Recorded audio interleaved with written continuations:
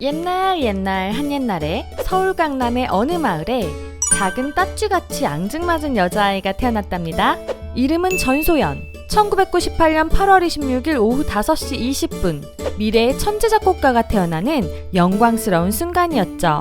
소연이란 이름은 엄마가 직접 지어주셨는데 드라마에서 소연이란 이름이 부잣집 캐릭터로 많이 사용되어서 지어주신 이름이었어요. 소연이는 집에서 멋대로 춤추는 걸 좋아하는 깜찍한 끼쟁이였답니다. 아버지 또한 과거 가수가 꿈이셨기 때문에 그 피를 물려받은 것이었어요. 그녀의 비범함은 어릴 때부터 심상치 않았어요. 소연이는 어린이집, 유치원과 맞지 않아 집에서 홈스쿨링을 하며 지냈어요. 어디로 튈지 모르는 말괄량이었는데 어느 날 만화를 보다가 고개사가 되고 싶어져서 캐나다 몬트리올에 있는 태양의 서커스단에 메일을 넣기도 했답니다. 물론 엄마의 반대로 꿈을 접을 수밖에 없었어요. 주말마다 소년 만화에 빠져 살던 소연이의 어릴 적 꿈은 해적왕이었어요. 원피스를 너무 좋아해 나중에 조로와 결혼하고 싶다고 생각할 정도였죠. 소연이는 만화를 보며 다양한 세계를 경험하고 마음속으로 자신만의 큰 꿈을 그려갔어요. 훗날 소연이가 보았던 만화들은 그녀의 작곡에 큰 영감을 주게 된답니다. 초등학교 3학년 때까지 발레를 했던 소연이는 콩쿠르에 나가서 입상까지 할 정도로 뛰어난 실력을 가지고 있었어요. 하지만 빅뱅의 무대를 보고 갑자기 가수가 되어야겠다고 마음을 먹게 되었죠. 그 길로 발레를 그만둔 소연은 아무도 모르게 혼자서 20-30번의 오디션을 보러 다녔어요. 초등학생 때부터 남다른 결단력과 행동력을 가지고 있었답니다.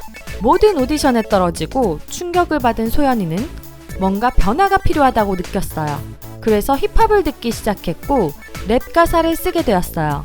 하지만 부끄러워서 절대 누구에게도 보여주지 않았죠. 랩으로 방향성을 바꾼 소연이에게 여러 회사에서 전화가 오기 시작했어요. 이후 여러 소형 기획사들의 연습생 생활을 거쳤지만 자신이 생각했던 가수 생활이 아니었고 소연은 잠시 스트릿 댄서 생활을 하며 춤에 대한 열정을 다시 불태웠죠. 그러다 2014년 1월 22일 큐브 전국 오디션을 보게 되었고 춤으로 합격한 소연은 큐브 엔터테인먼트에 입사하게 되었어요. 하지만 큐브에 막 입사한 소연은 지금처럼 대우가 좋지 못했어요. 연습생으로도 불리지 못하고 연습 준비생으로 불렸었죠. 소연은 그 당시 큐브가 준비 중이었던 청춘 컨셉의 그룹 이미지와 맞지가 않아서 연습 준비생의 신분으로 지내야만 했어요. 5개월의 연습 후 평가를 통과하고 나서야 비로소 연습생이 될 수 있었죠. 소연의 재능은 이때부터 날개를 펼치기 시작했어요. 오죽하면 큐브 엔터테인먼트에서 퇴출되면 무조건 데려와야 하는 연습생 영순이라고 업계의 소문이 자자했을 정도였죠. 2016년 프로듀스 101에 출연하게 된 소연. 장근석이 처음 보자마자 네가 큐브에서 실력으로 짝 먹었다며? 라고 물어볼 정도로 트레이너들이 기대하는 연습생 중 하나였어요. 그 누구도 소연을 실력으로 까는 사람은 없었죠. 방송 내내 A등급을 놓치지 않은 초엘리트였어요. 하지만 외모에 대한 악플 때문에 소연은 자신감을 점점 잃어갔어요. 내가 예뻤더라면 사람들이 날 더 봐주지 않았을까? 거울을 보기만 해도 화가 났다. 라며 자책만 늘어갔죠. 자신이 아이돌에 어울리는지 진심으로 고민했어요.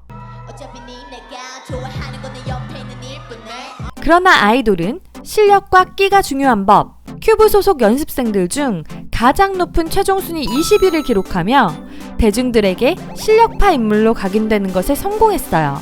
그 후 언프리티 랩스타 3까지 출연했어요.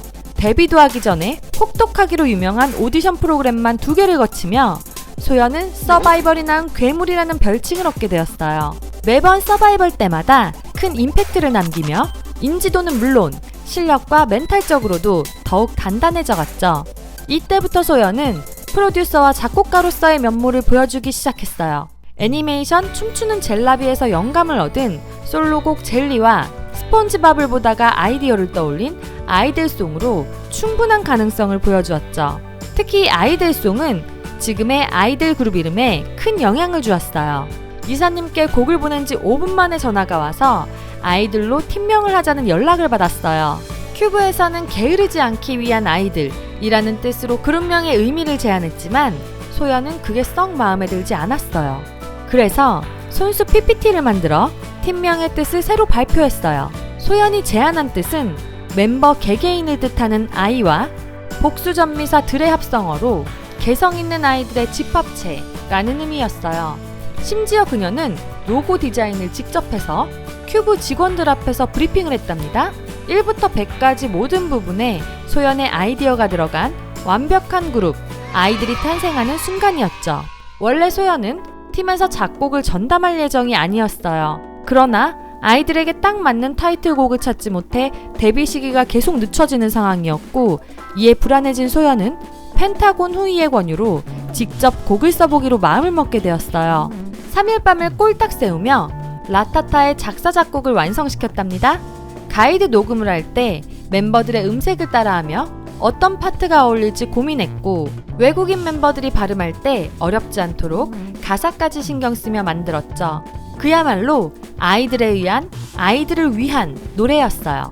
하지만 처음에 라타타를 만들었을 때 소연은 부끄러운 마음에 아무에게도 들려주지 못했어요. 항상 자신이 의견을 내면 주위 사람들은 그게 뭐냐며 괴짜 취급을 했기 때문에 소연의 마음엔 걱정이 앞섰어요. 용기 내어 자신의 곡을 들려주었을 때 유일하게 호평을 해준 사람들 역시 멤버들이었어요. 소연이는 너무 고마웠답니다. 친구는 이 정도면 되겠다. 더 이상 누구랑 친해질 필요 없겠다고 생각했죠. 결국 블라인드 테스트를 통해 라타타가 가장 많은 득표수를 차지했고 데뷔 타이틀곡으로 낙점되었어요. 자신의 곡이 타이틀곡으로 선정되었다는 소식을 들었을 때 소연은 기쁨보다도 걱정과 부담이 앞섰어요. 혹시나 노래의 반응이 좋지 않아서 멤버들에게 피해가 가는 게 아닌가 하고 말이죠. 그러나 결과는 초대박! 어디서도 볼 수 없었던 색다른 컨셉으로 아이들은 데뷔와 동시에 1위를 석권했고 2018년 신인상 10관왕을 하며 그해 모든 시상식을 휩쓸었어요. 이것을 시작으로 소연은 아이들의 작곡가, 작사가, 편곡가, 프로듀서, 컨셉 디렉터, 코디 등 모든 파트를 전임하게 되었답니다. 멤버들이 하고 싶은 노래나 컨셉을 소연에게 알려주면 거기에 살을 붙여 정리하고 매 활동 PPT를 만들어 큐브 직원들을 설득시키는 것은 소연의 몫이었죠. 이런 소연의 기획력은 걸그룹 경연 프로그램 퀸덤에서도 빛을 발하며 매 무대마다 화제를 불러일으켰어요. 빅산초를 작업실에 감금시켜두고 만든 라이언이란 곡이 열풍을 일으키며 결과적으로 아이들이 대중적으로도 유명해지게 되었어요. 아이들의 곡뿐만 아니라 이제는 다른 아티스트들의 곡까지 작곡하며 현 시대 가장 재능 있는 아이돌로 손꼽히는 소연. 음악 말고는 자신은 아무것도 할 줄 아는 것도 보여드릴 것도 없다고 말하는 소연. 음악에 대해서만큼은 누구보다 완벽을 추구하는 우리 선장님은 아이들 멤버들과 함께 지금도 행복하게 오래오래 잘 살고 있답니다. 오늘 이야기는 여기까지입니다. 알고 싶은 아이돌의 이야기가 있다면 댓글로 남겨주시고 좋아요와 구독 꼭 눌러주세요. 그럼 다음 시간에 만나요. 안녕.